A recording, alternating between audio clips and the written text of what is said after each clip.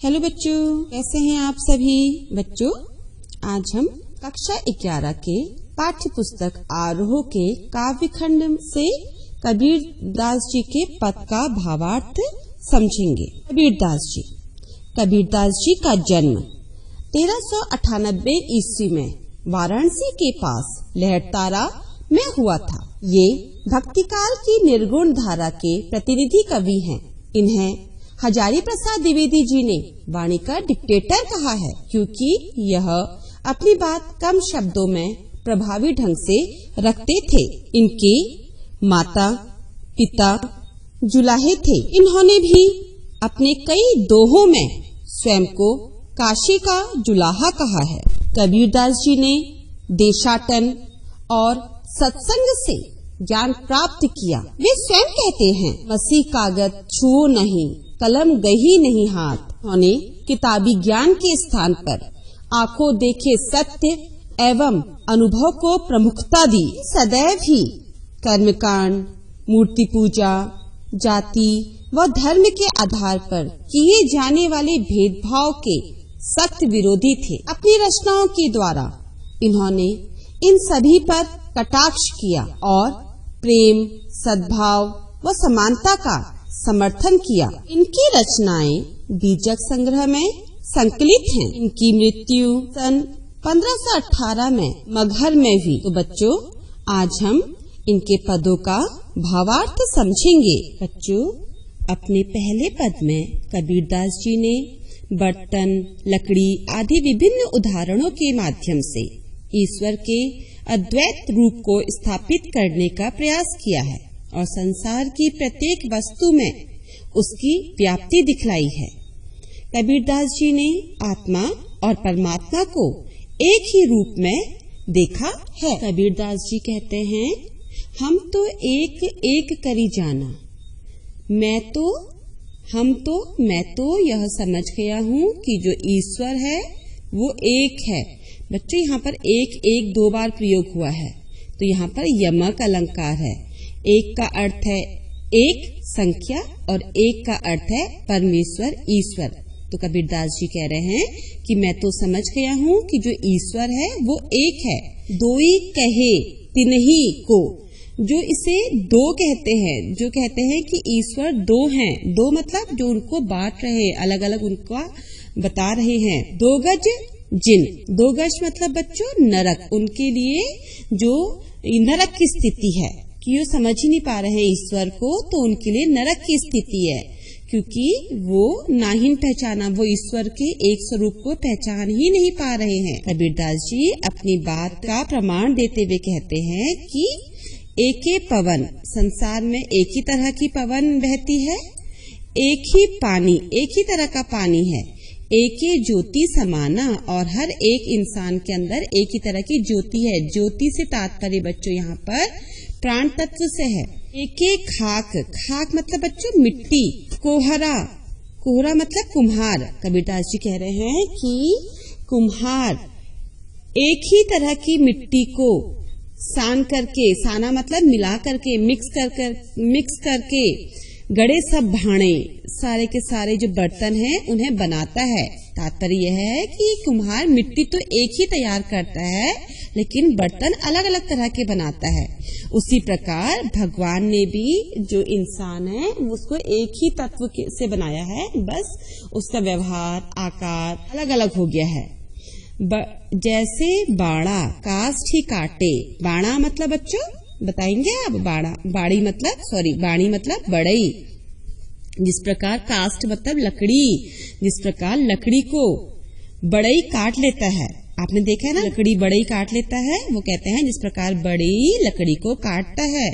आगिन न काटे कोई, आगिन मतलब आग, लेकिन आग को कोई भी नहीं काट सकता। लकड़ी तो कट सकती है, लेकिन आग को नहीं काटा जा सकता।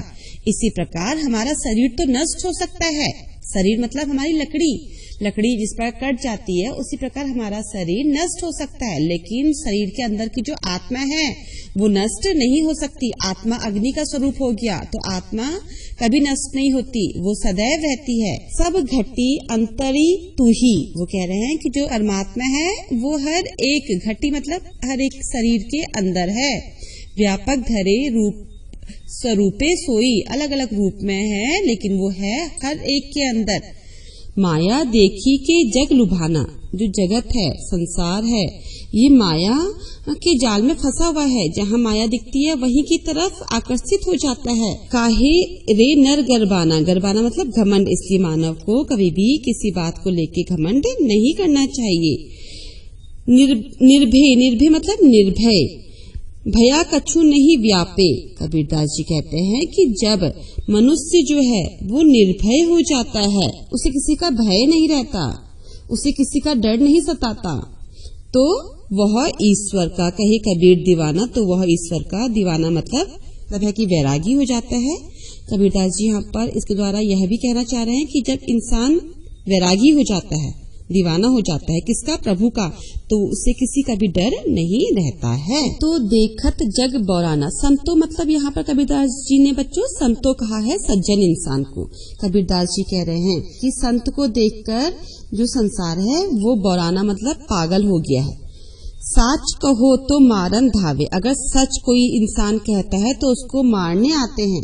और झूठे जग परियाना, और जो झूठ बोलता है उस पर विश्वास कर लेते हैं, मतलब जो हमारे मुंह के सामने हमें हमारी हकीकत बताता है उसको तो मारने जा रहे हैं, और जो हमसे मीठी मीठी बातें करता है उस पर विश्वास कर रहे हैं।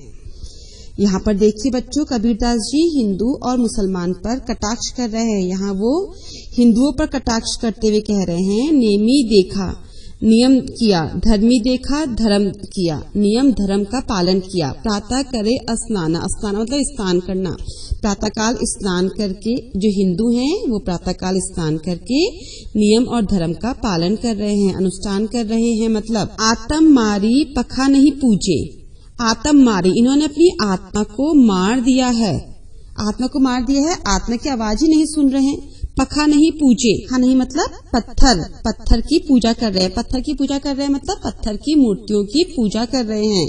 उनमें कछु नहीं ज्ञाना, इनमें कुछ ज्ञान ही नहीं रह गया है। ज्ञान क्यों नहीं रह गया है? क्योंकि जो इनमें ज्ञान है उसका तो ये घमंड कर रहे हैं, आत्मचिंतन तो ये कर ही नहीं रहे हैं। सबसे ज्यादा जरूरी क्या होता है? आत्मचिंतन करना। बहुतक देखा पीर औलिया, वो कह रहे हैं मैंने बहुत सारे ऐसे पीर और औलिया भी देखे हैं। पीर और औलिया कौन है बच्चों? मुसलमानों के धार्मिक गुरु। तो कह रहे हैं, अब देखो यहाँ मुसलमानों पर कटाक्ष कर रहे हैं कि मैंने बहुत सारे ऐसे पीर और औलिया देखे हैं, उनके धर्म गुरु देखे हैं, जो पढ़े किताब कुराना, जो कुरान पढ़ रहे होते हैं, के मुरीद, मुरीद मतलब होता है शिष्य, जो अपने शिष्यों को तरबीर मतलब बच्चों उपाय बता रहे हैं। उनके पास ज्ञान है वो उन्हें दे रहे हैं, पर वो कबीरदास जी कह रहे हैं कि क्या उन्हें पता है कि खुदा क्या है जो वो ज्ञान दे रहे हैं अपने शिष्यों को। देखो बच्चों, जो योगी होते हैं उन पर कटाक्ष कर रहे हैं। आसन मारी, आसन मार के बैठ जाते हैं। डिम्भ, डिम्भ मतलब क्या होता है बच्चों? डिम्भ मतलब घमंड करना।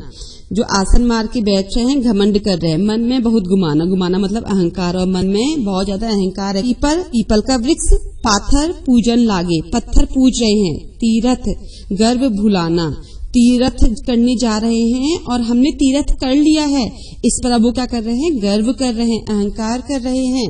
तो यहाँ पर कबीरदास जी ने बच्चों देखो वह आडंबरों पर किस तरह तीखा प्रहार किया हुआ है। टोपी पहिरे माला पहिरे, कुछ लोग टोपी पहन रहे हैं, कुछ लोगों ने माला धारण कर रखी है। छाप तिलक अनुमाना, और तिलक छाप तिलक लगा रखा है मस्तक पर, और शरीर पर भी भस्म लगा रखी है। कुछ लोग देखा होगा ना आपने, भस्म और तिलक लगा के घूमते रहते हैं। साखी शब्दही गावत भूले, शब्दही बच्चों क्या होता है? जब हम किसी सज्जन इंसान को अपना गुरु मान लेते हैं तो वह हमें गुरु मंत्र देता है। तो कबीरदास जी कह रहे हैं कि लोग जो हैं वो साखी और गुरु मंत्र जो है उसको गाना, उसका उच्चारण करना भूल गए हैं। आत्म खबरी न जाना, और उन्हें अपनी आत्मा के रहस्य का ही पता नहीं है। आत्म खबरी, आत्म मतलब आत्मा के रहस्य का ही पता नहीं है। इन लोगों को सांसारिक जीवन पर घमंड है। हिंदू कहे मोही राम प्यारा, हिंदू कहता है कि मुझे राम प्यारा है, मतलब वो राम की उपासना कर रहा है।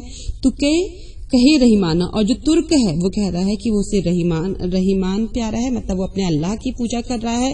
दोनों हिंदू और मुसलमान जो है अपने अपने गुरुओं, अपने अपने भगवान को श्रेष्ठ साबित कर रहे हैं। आपस में दो लड़ी मुए और इसी श्रेष्ठता के चक्कर में वो दोनों जो है आपस में लड़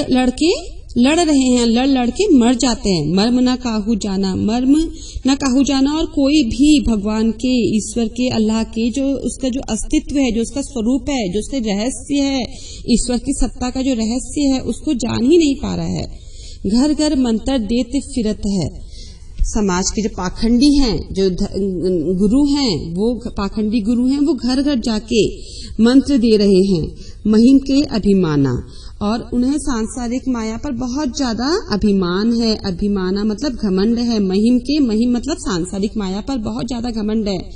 ऐसे गुरु के सहित शिष्य सब बूढ़े, ऐसे जो गुरु और उनके शिष्य जब वो सब बूढ़े हो जाते हैं, अंतकाल पछताना, तो जब उनका अंत समय आता है तब वो पछताते हैं। उन्हें अफसोस होता है कि जो उन्होंने किया वो क्या था, उससे तो उन्हें कुछ प्राप्त ही नहीं हुआ। कहे कबीर सुनो हो संतो, कबीरदास जी कह रहे हैं कि हे संतो, हे सज्जन इंसान सुनो, ये सब भ्रम भुलाना। कबीरदास जी कह रहे हैं कि हे संत सुनो, कि जो भी ये सांसारिक माया जाल में फंस करके ईश्वर की भक्ति करना भूल गया है, केतिक हो कितना मैं उनसे कहूँ, कहा नहीं माने, वो कभी भी मेरी बात मानते ही नहीं है। क्या नहीं मान रहे हैं बात वो कबीरदास जी की? सहज समाना। सहज मतलब आसानी से, सहज मतलब ईश्वर। जो ईश्वर है वो तो साधना करके आसानी से हासिल हो जाता है। बस हमें उसके लिए क्या करना पड़ता है? मन से भक्ति करनी पड़ती है। सांसारिक माया में बंध करके हम कुछ नहीं कर सकते। जो आडंबरी हैं, पाखंडी हैं, उन गुरुओं से गुरु मंत्र लेकर भी हम कुछ नहीं कर सकते। उन गुरुओं के उपदेशों से भी हमारा कभी भला नहीं होगा। तो कबीरदास जी ने बच्चों यहाँ पर वाह आडंबरों पर तीखा प्रहार किया है। तो बच्चों मुझे उम्मीद है आपको ये कबीरदास जी के पद का अर्थ समझ में आ गया होगा। धन्यवाद बच्चों।